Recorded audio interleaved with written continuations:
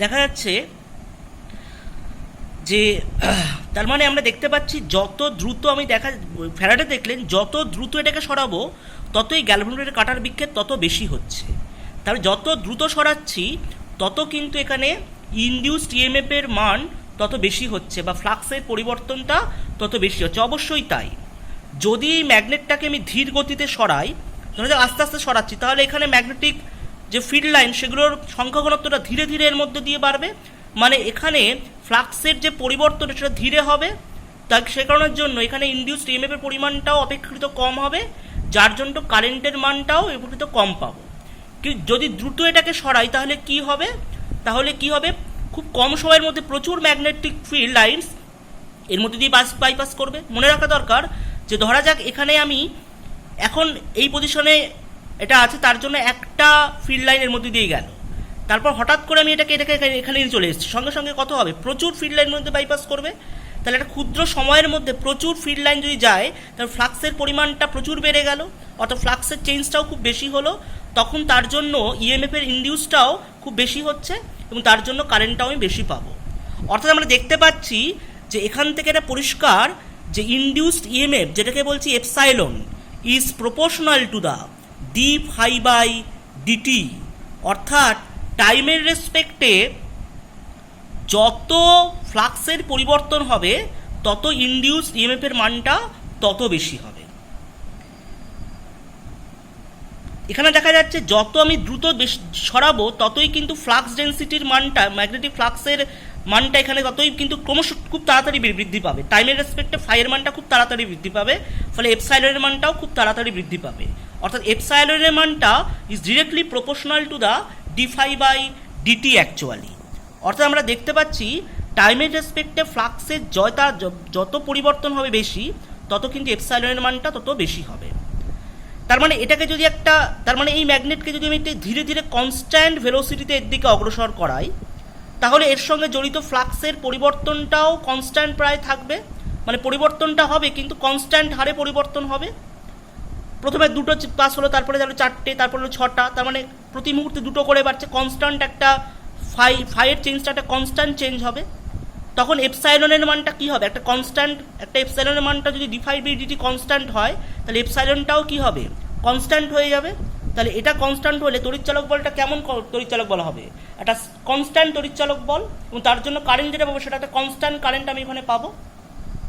তার মানে এটাকে যদি কনস্ট্যান্ট স্পিডে মুভ করাই তাহলে গ্যালভানোমিটারের কাটার বিক্ষেপ কিন্তু বাড়বে না, গ্যালভানোমিটারের কাটাটা অ্যাকচুয়ালি একটা নির্দিষ্ট বিক্ষেপ দেখাবে এবং সেটা টাইমের রেসপেক্টে কনস্ট্যান্ট থাকবে। এটা কনস্ট্যান্ট কারেন্ট তার মধ্যে দিয়ে বাইপাস করবে, যে কারেন্টের মানের কিন্তু কোনো পরিবর্তন হবে না। কিন্তু যদি আমরা এই পোলটাকে, অর্থাৎ এই যে ম্যাগনেটটাকে খুব দ্রুত, মানে ধীরে ধীরে বাড়াতে থাকে গতিবেগটা, মানে প্রথমে একটা গতিবেগে কাজছে, তারপরে আস্তে ধীরে ধীরে ত্বরণ নিয়ে যদি গতিশীল হয় ও নিজে, তাহলে কি হবে, এর গতিবেগটা বাড়ছে। গতিবেগ বৃদ্ধি মানে কি, এর সঙ্গে ফ্লাক্সের চেঞ্জটাও কিন্তু প্রতি মুহূর্তে কনস্ট্যান্ট হবে না। আগে এখানে যত ফ্লাক্স যেত, গতিবেগ বাড়লে আরও ফ্লাক্সের মানটা ক্রমশ ধীরে ধীরে বাড়বে।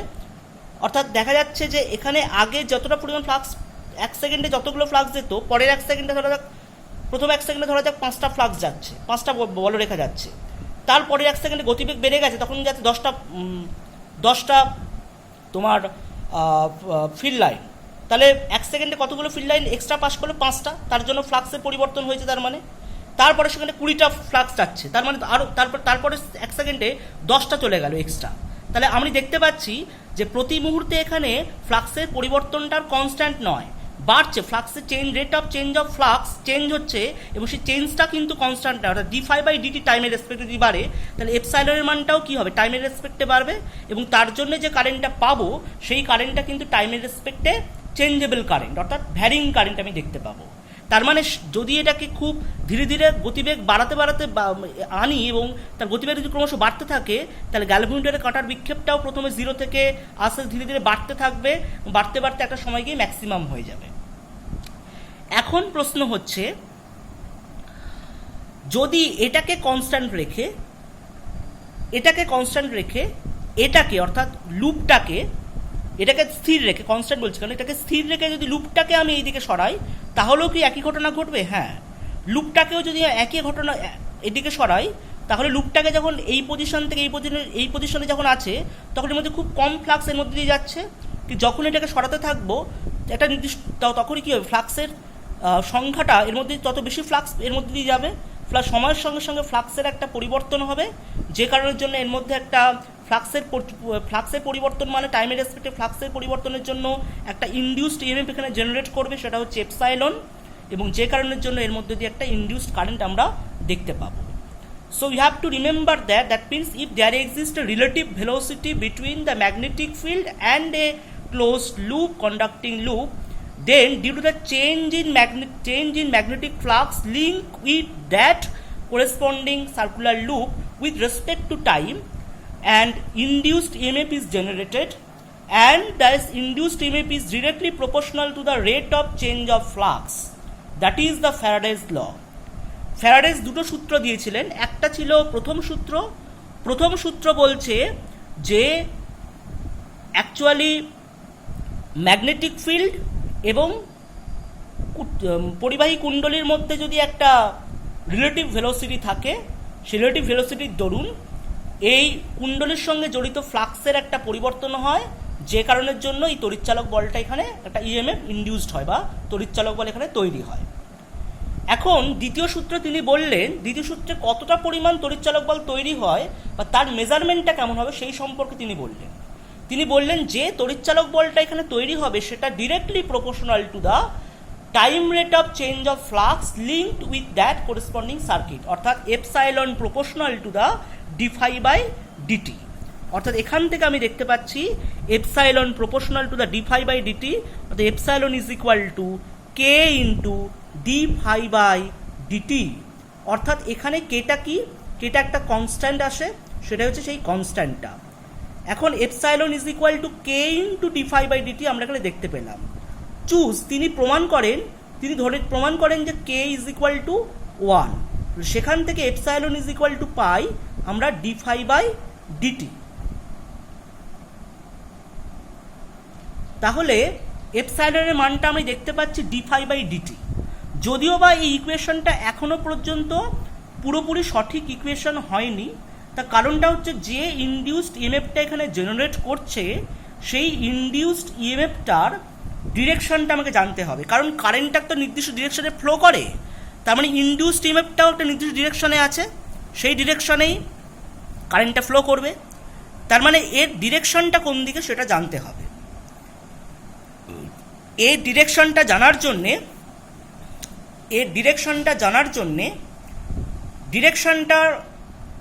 আমাদের জানতে হবে সে লেঞ্জেস ল, লেঞ্জের সূত্রটা আমার জানতে হবে। সায়েন্টিস্ট লেঞ্জ প্রথম এক্ষেত্রে তিনি এই ডিরেকশন সম্পর্কে প্রথম সূত্রটি দিয়েছিলেন। তিনি বলেছিলেন কি, the direction of induced EMF is such that it can oppose the cause of it creation. অর্থাৎ এক্ষেত্রে পরিবাহী লুপের সঙ্গে জড়িত ফ্লাক্সের পরিবর্তনের জন্য যে ইএমএফ জেনারেট করে তার অভিমুখটা এমন দিকেই হবে যে কারণের জন্য এই ইএমএফ তৈরি হয়েছিল, ইএমএফটা সেই কারণকে সে বাধা দিতে পারে। এখন প্রশ্ন হচ্ছে ইএমএফ কী কারণের জন্য তৈরি হয়েছে? এই ফাইয়ের চেঞ্জের জন্য। তাহলে ফাইয়ের চেঞ্জটাকে বাধা দিতে হবে। ফাইয়ের চেঞ্জ কেন হচ্ছে? এই তোমার গিয়ে এই বার ম্যাগনেটটা গতিশীল বলে, বার ম্যাগনেট গতিশীল না হলে ফাইয়ের কোনো পরিবর্তন হতো না, কারণ ম্যাগনেটিক ফিল্ড লাইনের কোনো পরিবর্তন হতো না এর সঙ্গে জড়িত। যেহেতু এ গতিশীল তার জন্য এই কারণের জন্য এর সঙ্গে জড়িত ম্যাগনেটিক ফিল্ড লাইনের সংখ্যা ঘনত্বের পরিবর্তন হচ্ছে, সেই কারণের জন্য কিন্তু অ্যাকচুয়ালি ফাইটা চেঞ্জ হচ্ছে, তার জন্যই এপসাইলন পাচ্ছি। তার মানে এ কী করবে, এই লুপটার মধ্যে কারেন্টটা এমন ডিরেকশনে ফ্লো করবে যে কারণের জন্য সৃষ্টি হয়েছে সেই কারণকে বাধা দিতে পারে, অর্থাৎ এর গতিটাকেও বাধা দেবে। এই কারেন্টটা এখানে যে কারেন্টটা তৈরি হবে সেই কারেন্টটা কী করবে, এমন ডিরেকশনে ফ্লো করবে যাতে করে লুপটা এই চুম্বকের গতিটাকে সে বাধা দিতে পারে। তা অ্যাকচুয়ালি এখানে কোন দিকে কারেন্ট তৈরি হয় দেখবো, নর্থ পোলকে কাছে আনলে কাউন্টার ক্লকওয়াইজ অর্থাৎ অ্যান্টি ক্লকওয়াইজ ডিরেকশনে একটা কারেন্ট তৈরি হবে।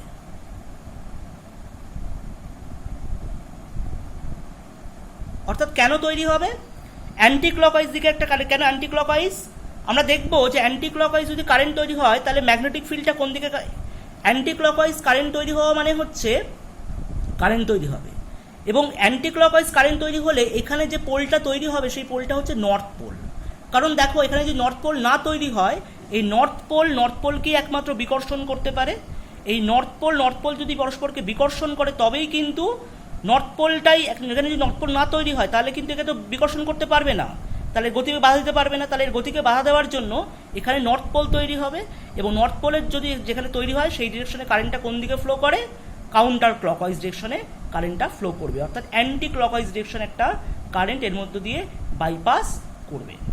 ঠিক আছে, তার মানে অ্যান্টি ক্লকওয়াইজ ডিরেকশনে কারেন্ট গেলে সেখানে তৈরি হচ্ছে কোন পোল, অবশ্যই নর্থ পোল তৈরি হবে। এখন যদি ম্যাগনেটটাকে এই দিকে না এনে যদি এই দিকে গতিশীল করি, তাহলে এর সঙ্গে জড়িত ফ্লাক্সটা কি হবে, কমতে থাকবে। কমতে থাকলে কি হবে, তখনও কিন্তু তড়িৎচালক বলের মধ্যে আবিষ্ট হবে, এবং সেক্ষেত্রে অভিমুখটা কোন দিকে হবে, যেহেতু এখানে তড়িৎচালক বলটা কিছু না তৈরি হয়েছিল, এখানে নর্থ পোল কাছে আনছিলাম বলে এখানে নর্থ পোল তৈরি হয়েছিল যাতে করে গতিকে বাধা দিতে পারে। যদি এটাকে এইদিকে নিয়ে যাওয়ার চেষ্টা করি তাহলে গতিকে বাধা দিতে গেলে এখানে কোন পোল তৈরি হবে, সাউথ পোল তৈরি হতে হবে, যাতে করে আকর্ষণ করে নর্থ পোলটাকে টেনে ধরে রাখতে পারে।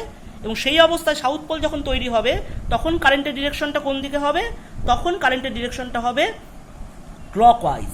অর্থাৎ যখন নর্থ পোল তৈরি হয় অ্যাকচুয়ালি তখন সেখানে কারেন্ট ডিরেকশনটা হচ্ছে অ্যান্টি ক্লকওয়াইজ, সাউথ পোল তৈরি হলে তখন সেখানে কারেন্ট ডিরেকশনটা হবে ক্লকওয়াইজ। অর্থাৎ আমরা যখন সার্কিটের লুপে কারেন্টের ডিরেকশনটা দেখব, যদি কারেন্টের ডিরেকশনটা ঘড়ি কাঁটার দিকে হয় তাহলে আমরা দেখব সেখানে সাউথ পোল তৈরি হবে, আর যদি কারেন্টের ডিরেকশনটা ঘড়ি কাঁটার বিপরীত দিকে হয় তাহলে সেই পজিশনে নর্থ পোল তৈরি হবে অ্যাকচুয়ালি।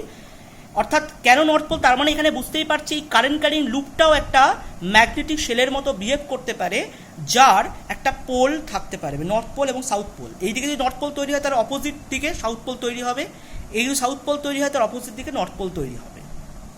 এবং কখন নর্থ পোল কখন সাউথ পোল তৈরি হবে ডিপেন্ড করবে কোন মেরুটাকে আমি এইদিকে আনছি বা কোন দিকে নিয়ে আসছি। এক্ষেত্রে নর্থ পোল আনার জন্যে এক্ষেত্রে এর গতিকে বাধা দিতে গেলে এখানে নর্থ পোল তৈরি হতে হবে, যার জন্য কারেন্টটা অপোজিট ডিরেকশনে কাজ করবে। যদি এটাকে ঠেলে এদিকে নিয়ে চলে যাওয়ার চেষ্টা করি, নর্থ পোলটাকে দূরে নিয়ে যাওয়ার চেষ্টা করছি, সঙ্গে সঙ্গে এখানে এর গতিকে বাধা দেওয়ার জন্য এখানে সাউথ পোল তৈরি হতে হবে, যাতে করে সেখানে নর্থ পোলটাকে টেনে ধরে রাখতে পারে। কারণ আমরা জানি অপোজিট পোল পরস্পরকে আকর্ষণ করে, এবং সেই অবস্থায় কারেন্টের ডিরেকশনটা কোন দিকে হবে না, ক্লকওয়াইজ ডিরেকশনে হবে।